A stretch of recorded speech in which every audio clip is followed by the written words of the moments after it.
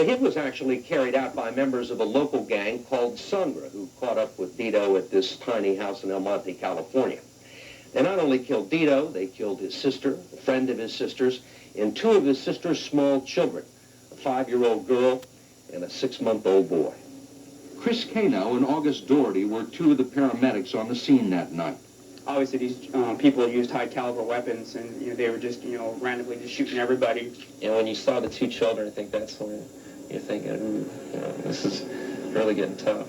What did you find? We found a mom, a 5-year-old, and a 6-month-old laying side by side with several wounds, both to the head, to the chest. And the baby had been shot once in the right eye. They shot a 6-month-old baby in the face? Yeah. The two triggermen, Richard Valdez and Jimmy Palma, were eventually caught, tried, and on this day last December convicted of murder, although you wouldn't know it from their reaction in these pictures. Both men were given the death penalty. They are individuals who have no hesitancy in killing at all. They feel no sympathy for the people they kill. They don't think like you and I. They don't have the mores that you and I. They belong to a different process.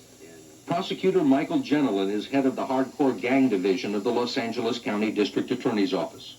Don't get the idea that they're some kind of crazy fanatics. You shouldn't believe that, because they're not. They know exactly how far they can go and what's going to happen to them. You seem to be saying that they'd be more concerned about not performing the contract, which was expected of them, than they would be about the consequences from doing it. Yes, that's exactly what I'm saying.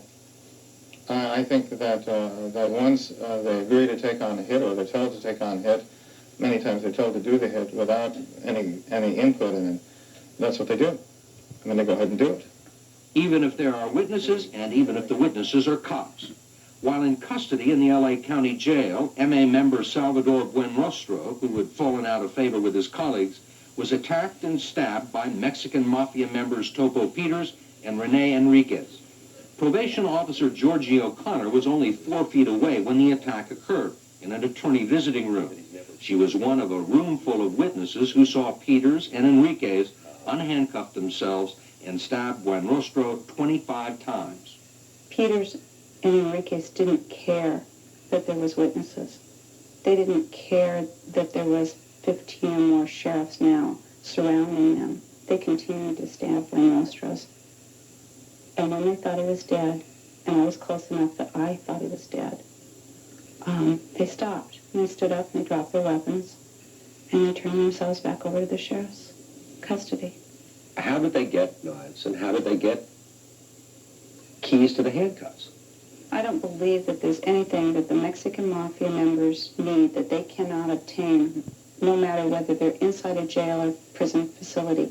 They can access weapons, access narcotics, access phones, and access anything that they need to take care of their business. What did this experience, what did this episode tell you about the Mexican Mafia?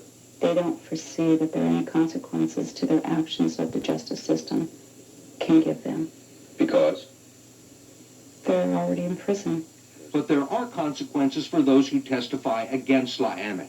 In the El Monte case, 2 witnesses were killed before the trial.